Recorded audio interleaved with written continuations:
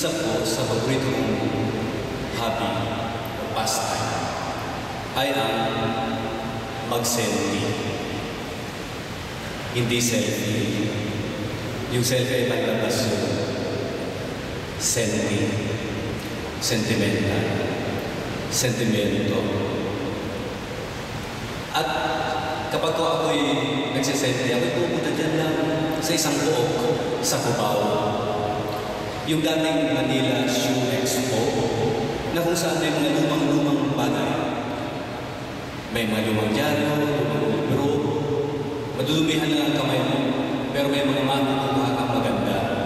Recently, yung nakakatawa doon ay mga lumang plaka at pinapatugtog pa nila. At isa sa mga nakakuha ko doon, isa-share ko sa inyo ngayong gabi. Isang lumang kanta na ang pamagat ay Rosary. Ang composer ay si Ethelbert Levine. Kinompose siya noong 1898. At ang kumanta noong 1951 ay si Matthew Lanza. Pero itong kantang ito na isa-share ko ay isang watered-down version ng kanyang kanta ay Rosary. At ipa-flash ko po yung lyrics ng kantang iyon. Tunghayan natin yung lyrics na iyon ng awit.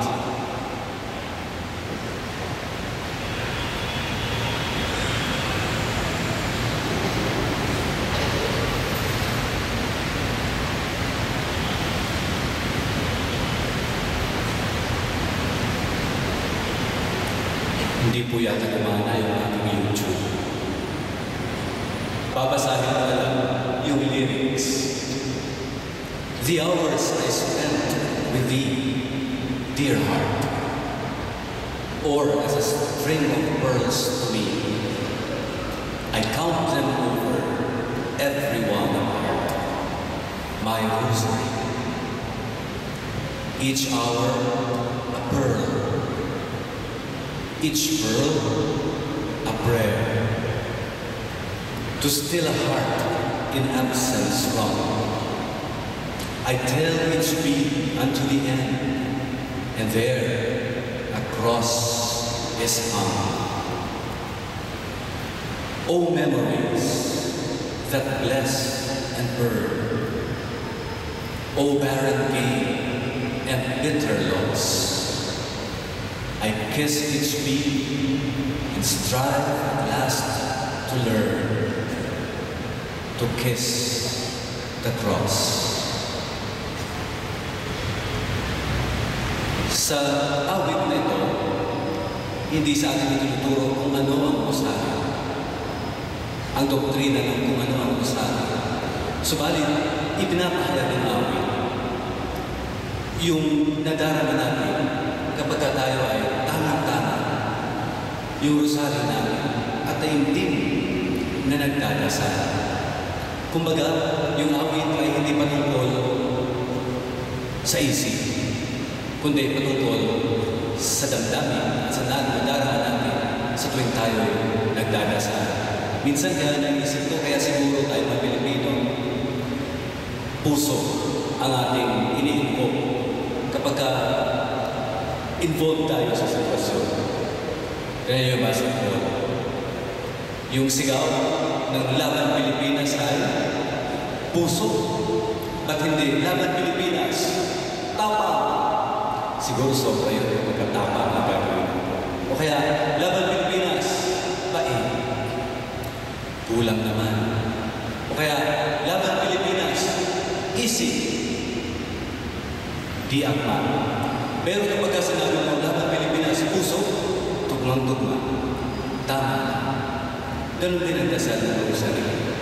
Kung kaya itong babalikan natin yung eksena sa Ebanghelyo ngayon, magandang gamitin ang ating puso upang unawain ang konteksto nitong kwento na ibinibigay sa atin ngayong gabi. Tingnan natin muli yung eksena sa kasal. Madalas, kapag may kasal, ang unang nating tinitingnan, nasan yung bride? Diba? Nasan yung bride? Maganda ba siya? Maswerte ba siya? O kung hindi naman bride yung ating pinag-aabalahan, inaantay natin yung mga kilig moments nung kasalan.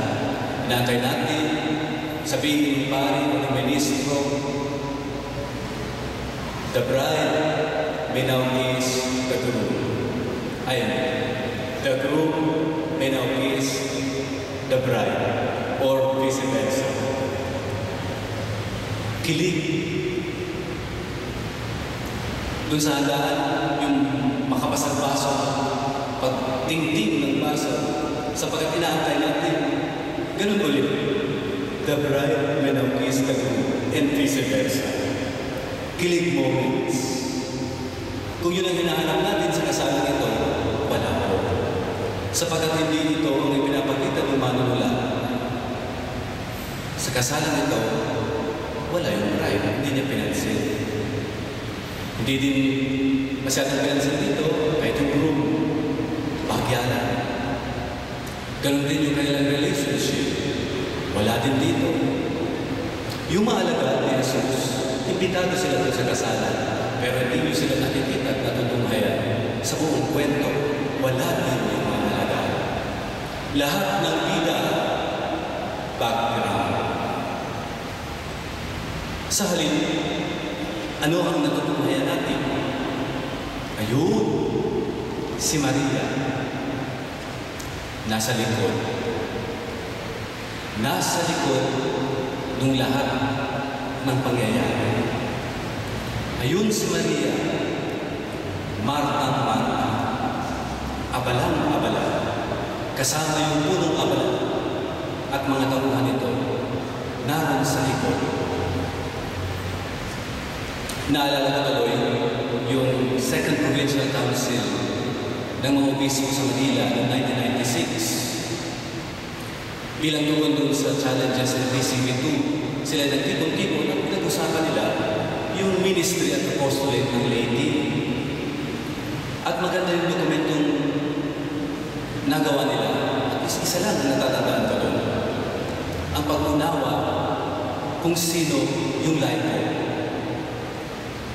At ayon dun sa PCM2, ang laiko ay lingkod. Ang laiko ay lingkod. Tulad ni Maria, abang lingkod. Ayun, nasa likod. Napakahalaga na nasa likod siya ng lahat ng pangyayari. Kasi kahit naman sa ordinaryo nating buhay, marami tayong pinagkakaabalahan. Maraming tungkulin. Kailangan merong naglilingkod. Sa amin na lang halimbawa, sa amin, sa UST, sa mga pare, minsan kapag ako mag-snack ka doon, pag dumadating ako doon, snacks, kailangan mo ng platito, maglalagyan ng pagkain. Walang platito. So kumukuha na lang kami ng tissue. Doon mo ilalagay. Minsan naman, may platito. Pero kung magkakape ka, walang kutsarita. Paano mo ititimpla yung kape? Ganyan. Minsan naman, may kutsarita. Wala namang cup. Ganito ba pag-inom ng kape? Pero talaga, minsan, kumpleto lahat. May platito, may cup, may kutsarita, walang tubig. Kaya na kayo nakasahan nyo ba yung kape na parang turog na pulburon? Ganun ang lasa ng 3-in-1 kapag walang tubig. Kapag walang maglilingkod, kapag walang nasa likod, walang-wala tayo. Subalit mga kapatid, hindi lang bilang abang lingkod ang naging tungkulin ni Maria dito. Siya rin ay tagapamagitan. Tunghayan natin, ang buong kwento ay umikot doon sa pagdesisyon ni Maria na may gawin siya. Noong nakita niya, merong kulang. Pwede naman siyang nanahimik na lang. Sabihin niya, bahala kayo dyan. Bisita rin ako dito. Pero hindi. Alam niya, mapapahiya. Di pwede mapahiya. Kawawa naman.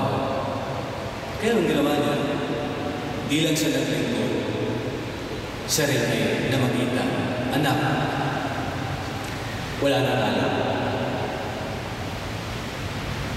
Yung tugon ni Jesus ay hindi umawali. Parang may aral. Parang i-analisa mo ba para maunawaan mo. Basta sigurado ko, yung tugon ni Jesus ay hindi oo. Hindi rin. Hindi. Pero kay Maria, ang tugon ni Jesus ay laging oo. Kaya nga, kung kanina siya ay Marta, dito sa pagkakataon ito, si Maria ay Maria.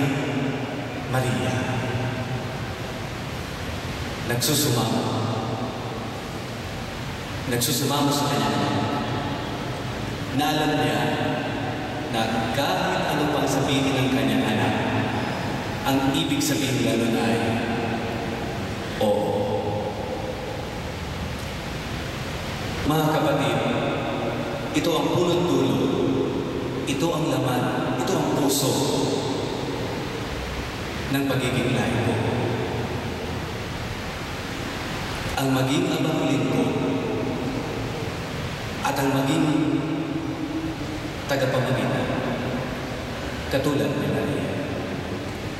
Kaya dito sa banal na misa ito, sa ating pagtulog sa kanyang dambana, sa araw na ito, na kung saan ito ay piyesta ng piyesta, kumbaga. Piyesta sapagkat pinagdiriwang natin sa mga araw nito ang paglulubena sa ating patron, mahal na, at sa ating mahal na. Subalit, nasa araw na ito din mismo, ipinagdiriwang ng simbahan ang alaala ng mahal na ina ng Santo Rosario. Sa araw na ito na nagtitipon-tipon tayo, magandang maglakbay kasama ni Maria. At sa paglalakbay na yun, hilingin natin na mapunuan ang ating mga pagkukulang, na madagdagan ang ating mga kawalan. Ang tao raw, sabi ng aking profesor, ay parang isang banga. Yung mga banga, yung mga sisidlan, na sinisidlan nila ng tubig na naging alak. Ang tao daw ay parang banga. May labas, may loob, may lalim, at may lawak. Hindi ba ganun din ang laiko? Ang laiko ay parang banga. May labas, may loob. Siya'y narito sa loob ng simbahan. Siya'y nasa labas din, paminsan. May lalim. Ang naglilingkod ay may pinagkukunan ng kanyang binibigay. May pinagkukunan ng kanyang pagiging mapagbigay. Yun ang kanyang lalim. At may lawak. Meron siyang misyon sa mundo. Meron siyang paroroonan. Meron siyang patutunguhan. Taglay niya ang kanyang pananampalataya.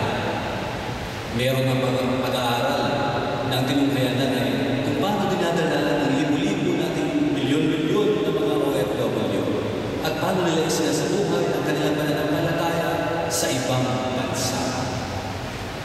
daigdig, tulad ni Maria, tulad ng milagro, tulad ng Ebanghelyo, ay parang baka. Kalingayan natin ang banga natin ito. Maglakbay tayo kasama ni Maria upang ang ating kapalaran ay mapuno ng kanyang biyaya.